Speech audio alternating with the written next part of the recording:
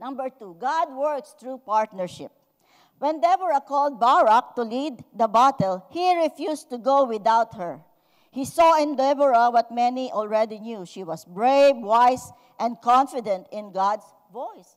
Barak was the leader of the army, and he said to Deborah, I will not go if you will not go. And Deborah said, yes, okay.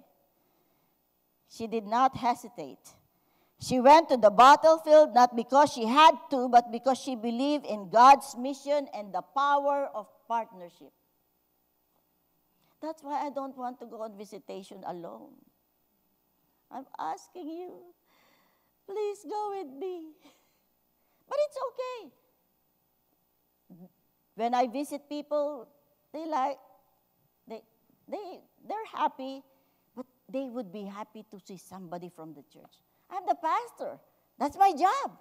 But for somebody from the church to step up and visit, and that's not their job, that's a ministry. Praise the Lord.